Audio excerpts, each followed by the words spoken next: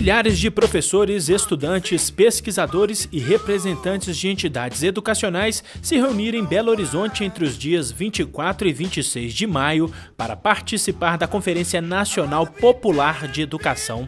O encontro começou com uma atividade no centro da capital mineira, com o objetivo de denunciar para a sociedade o desmonte e a privatização da educação brasileira promovidos pelo governo Temer.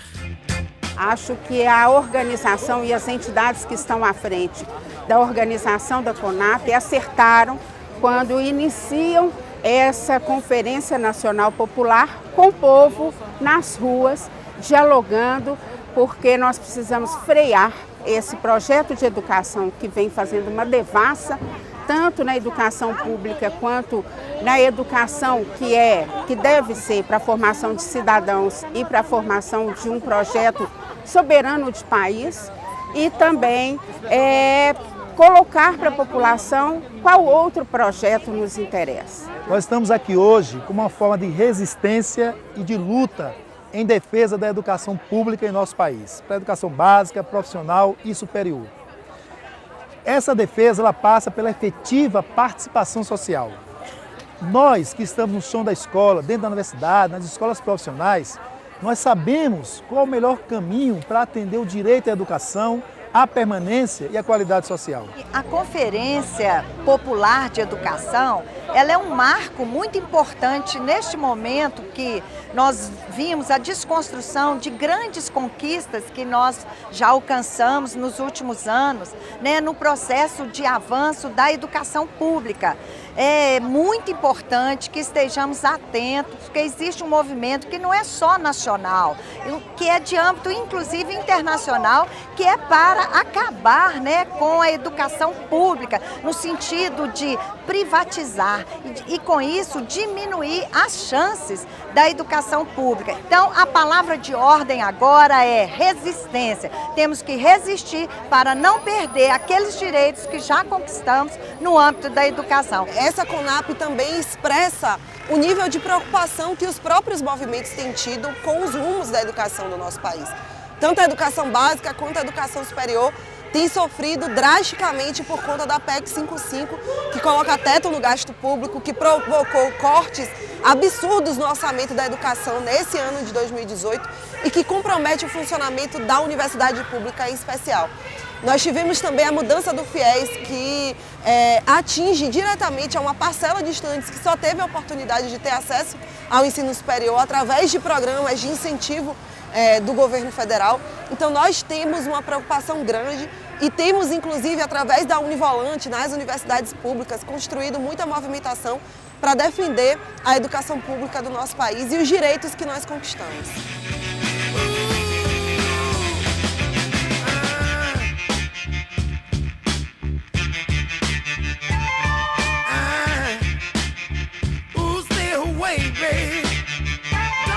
Nós temos encampado prioritariamente a defesa da universidade pública e a defesa da democracia no nosso país também. Nós estamos rodando as universidades públicas através da Univolante, travando debates, passando em sala de aula, disputando a consciência dos estudantes, que para nós é o caminho que nós precisamos percorrer para transformar a realidade que é dura. E esse processo de instabilidade política, econômica e social que o Brasil tem vivido precisa ser central na nossa luta, na nossa discussão, tanto da UNE quanto dos mais diversos movimentos sociais.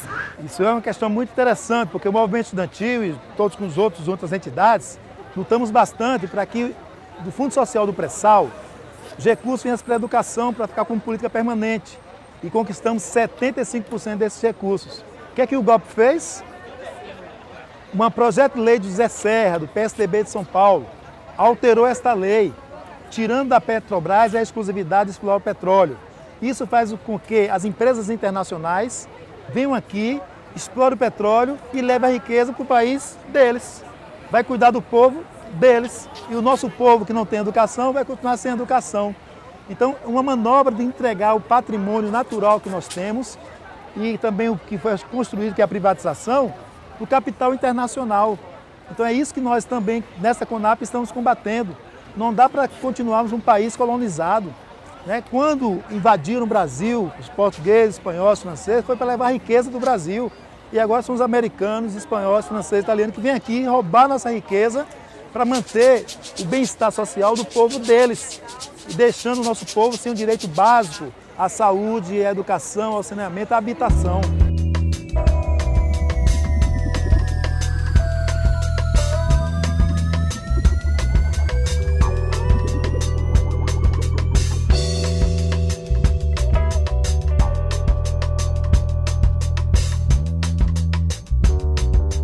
Tanto a reforma do ensino médio, quanto a lei da mordaça, que proíbe os professores a discutir em sala de aula questões sociais, não necessariamente políticas, mas sociais, o cotidiano. Não existe uma vivência, uma discussão de matérias em sala de aula, se não perpassar pelo dia a dia. E o nosso dia a dia é política.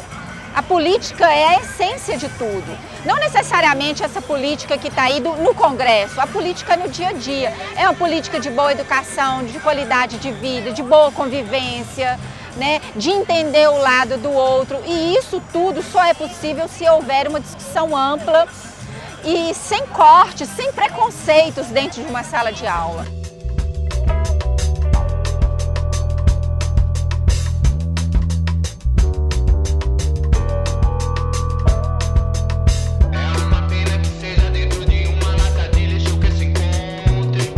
Quando o PSDB, em 98, mudou a Constituição, dizendo que a educação não era exclusividade do Estado, ele podia delegar, já foi com a intenção de entregar a escola pública ao setor privado. Essa lei de 98, em 2015, o Supremo disse que era legal. Resultado, Goiás, Paraíba, começou um movimento para entregar a escola pública a organizações sociais, empresas ou pessoas que pegam o dinheiro público para gerir a escola pública e só tem que responder com metas estabelecidas. Então, é uma forma de desviar recursos públicos. Essa é uma ideia que nasceu nos Estados Unidos que não deu certo, não resolveu nada. E eles agora estão copiando uma ideia fracassada aqui no Brasil, que é entregar o patrimônio público ao setor privado. Além da Base Nacional Comum Curricular que eles aprovaram no Conselho Nacional da Educação, que também é uma forma de garear recursos públicos para o setor privado. Só para que as pessoas entendam, na escola pública, o livro didático tinha uma duração de 3 anos. Ele agora vai ser anual. Ou seja, todo ano as editoras vão vender livro para o Estado. Todo ano é dinheiro público, setor privado. Quem está por trás disso? A Fundação Lema é uma delas. O homem mais rico do Brasil, o que concentra mais renda, também está indo buscar dinheiro público para o setor privado, né, para poder manter essas desigualdades sociais terríveis que nós temos no nosso Brasil. Não basta saber ler mecanicamente Eva viu a uva. É necessário compreender qual a posição que Eva ocupa no seu contexto social, quem trabalha para produzir uvas e quem lucra com esse trabalho. Paulo Freire. Quem é Eva? Onde ela mora? Como a uva é produzida? Quem lucra com a produção da uva? Quais são os direitos de Eva? Por que não querem que Eva conheça a sua história? O que está sendo negado a Eva?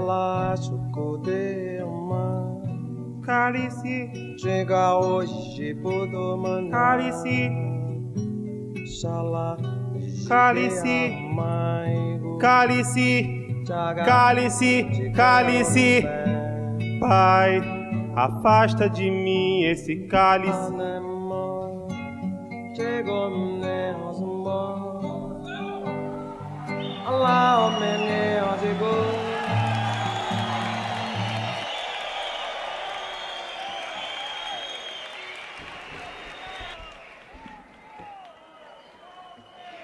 Atenção, senhores pais, esta aula está liberada pela Escola Sem Partido. Ordem e progresso. Arroz à grega, parabundá,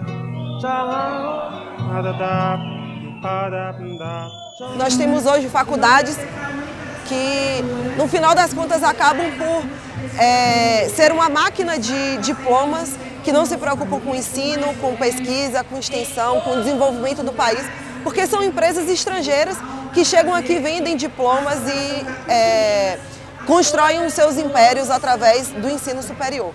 Para nós é importante combater, é uma luta histórica da UNE e agora mais do que nunca, tendo em vista que a universidade pública pode se tornar isso também, um instrumento de financiarização do ensino superior.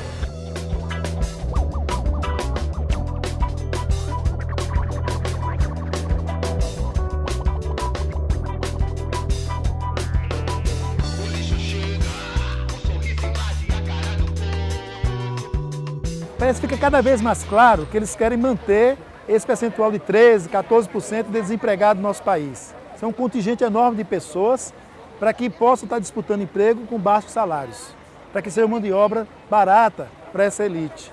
Então é essa percepção, né, que a educação traz para a vida das pessoas, que muda a vida das pessoas e que traz ou reduz as desigualdades sociais e econômicas que nós temos.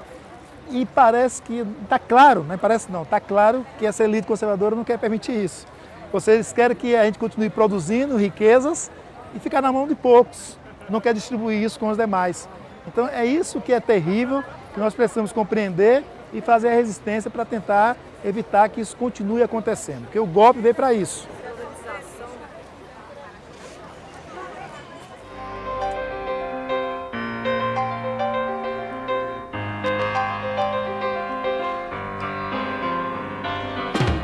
Reunidos no Centro de Convenções Expo Minas, em Belo Horizonte, os participantes da Conferência Nacional Popular de Educação debateram os principais impactos das recentes medidas que afetam o setor educacional e colocam em risco o desenvolvimento do país.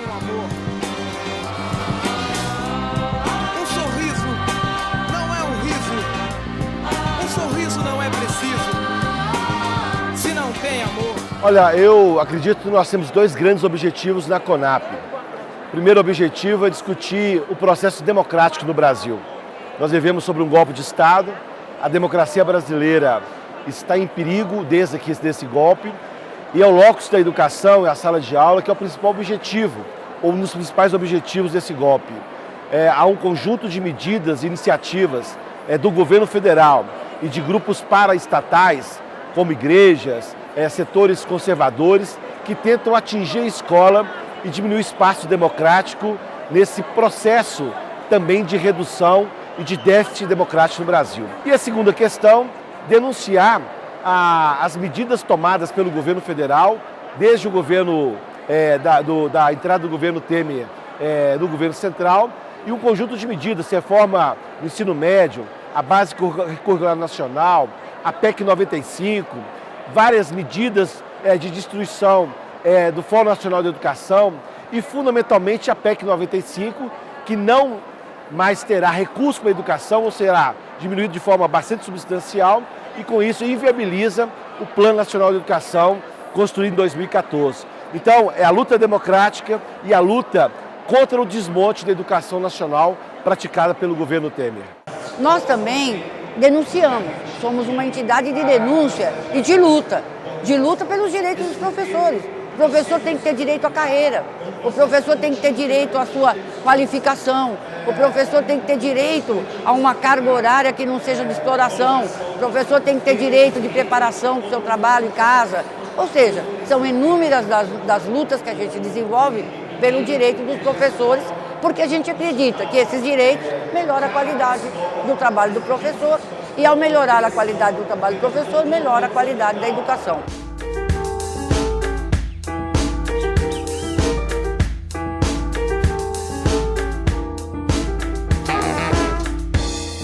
A nossa participação aqui como delegado e vindo da nossa experiência, né, no interior, nós somos Juiz de Fora, Minas Gerais, é justamente refletir e colocar em pauta as necessidades da efetivação das questões da inclusão dentro do espaço da escola. Porque muito se vê da perspectiva do aluno e não da perspectiva do futuro profissional da educação, do magistério, e o futuro também desse profissional que um dia foi criança.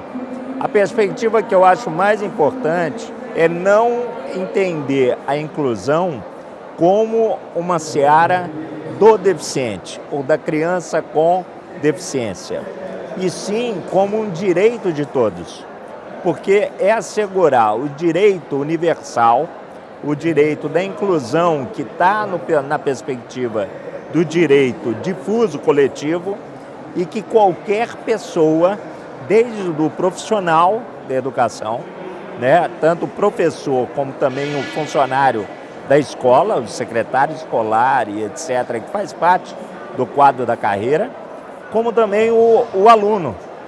E em qualquer uma dessas questões, o não ser deficiente, ele pode vir a ser acometido de alguma deficiência. Então, o espaço da escola tem que refletir isso, desde a sua infraestrutura, porque é uma das questões que está na lei. O Plano Nacional de Educação, ele garante também a infraestrutura da escola, como também a perspectiva didática, né, do pensar a escola como um momento de vida, né, de experiência e também de reflexão da criança quando está ali embutido o futuro do país. Um país é construído pelo trabalho de muitas pessoas, muitas profissões, muitos saberes, muitos conhecimentos.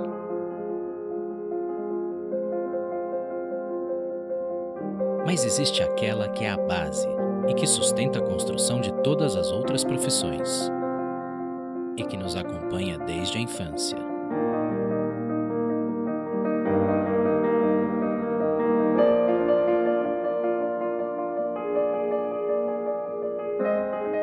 O governo Temer está implementando medidas que colocam em risco a profissão professor.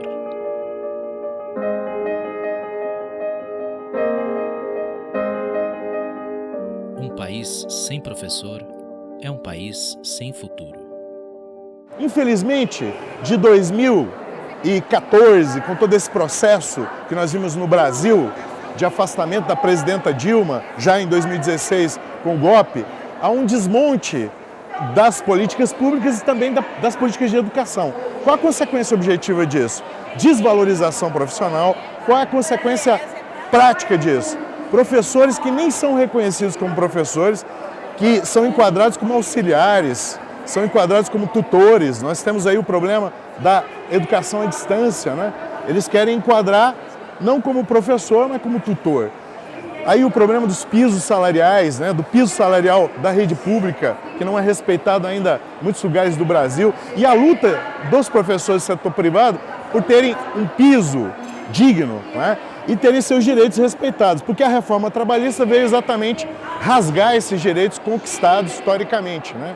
Então a nossa luta pela valorização do trabalhador, para dar condições salariais, para dar condições dignas, inclusive para que a saúde do professor seja preservada. No meu entendimento, fere mesmo de morte a nossa educação brasileira é a tal da BNCC, né, que é a Base Nacional Curricular. Essa é uma medida também muito prejudicial, porque ela retira do currículo algumas disciplinas, alguns conteúdos, ajudam a formar uma consciência cidadã nos nossos alunos. Isso é ruim, porque a partir dessa concepção de que o aluno precisa aprender português e matemática para passar nas provas que eleva a qualidade nos índices internacionais, a gente abandona uma ideia de currículo nacional, né, de currículo formador de cidadão para adotar medidas internacionais. Então nós temos, a partir dessa BNCC, que agora é do ensino fundamental, mas eles já estão preparando a do ensino médio, que retirou sociologia, que retirou filosofia, que retirou o pensamento crítico do nosso currículo, nós vamos ter alunos sem poder de fazer formulações críticas, né? Então, é uma reprodução de uma ideologia que nós combatemos lá em 1930, né? Os pensadores da educação, quando escreveram o Manifesto dos Pioneiros, em 1932, eles já combatiam esse pensamento educacional que leva o aluno a apenas a questão meritocrática e não do pensamento crítico.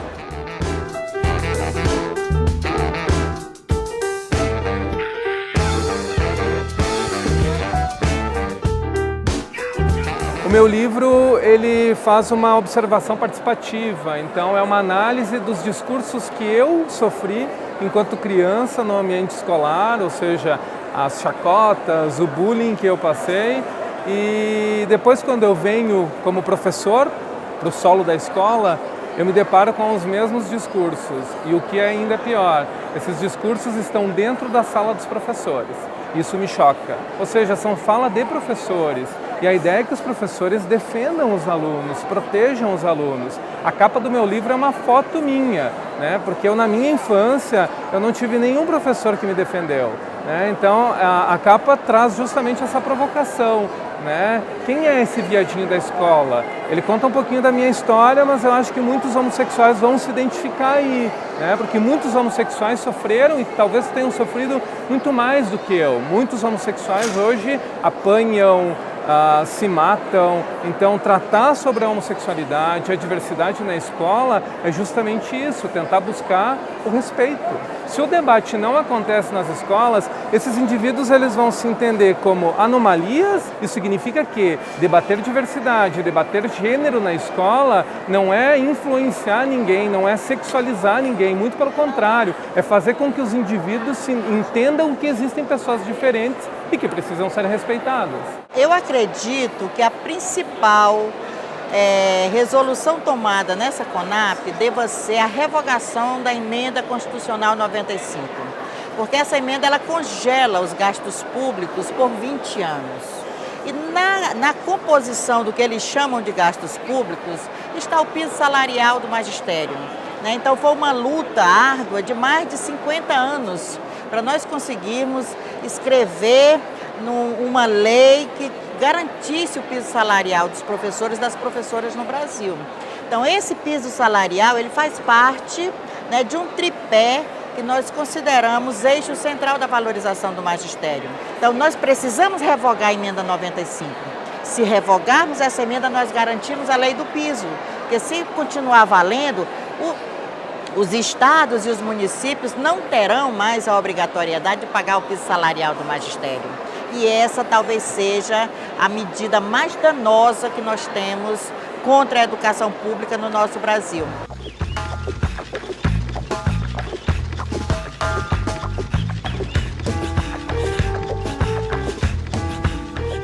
A chave do Anísio Teixeira, que aliás é o que a gente precisa recuperar agora para continuar a luta pela escola pública, é que a escola pública é que gera a democracia. Então essa que é a grande sacada dele, porque ele vinculou a luta política nacional pela democracia com a questão da escola pública. Entendeu? Então não é a democracia que gera a escola pública, é a escola pública que gera a democracia. Então a escola pública tem que ser uma construção anterior mesmo, para você construir e consolidar a democracia com a consolidação da escola pública. Esse é o tema fundamental. Por isso que fez dele o líder da luta pela escola pública no Brasil. E que deu na LDB de 61, foi uma discussão longa de 47 a 61, logo depois da Constituição de 46. Então essa discussão ficou no Congresso o tempo todo. E nesse período de 47 a 61, ele virou o líder dessa luta pela escola pública. E chegou ao ponto, por exemplo, de ter um confronto seríssimo com a Igreja Católica, que queria que verbas públicas fossem destinadas às escolas particulares, que eram as escolas da igreja. Ele era a maior dona de escola. Ele criou um conflito muito sério com a igreja. E isso foi para ter passeata, os sindicatos se envolveram, os jornais se envolveram, manchete de jornal, os católicos, através dos parlamentares católicos, querendo botar o Anísio para fora do governo. E ele chegou, ele não foi ministro porque não quis, mas ele dirigiu praticamente a educação pública brasileira por 14 anos. Ele foi quem criou, foi o criador da CAPES, ele foi um dos criadores da Unesco, no exterior. Então foi um educador de repercussão internacional no Brasil.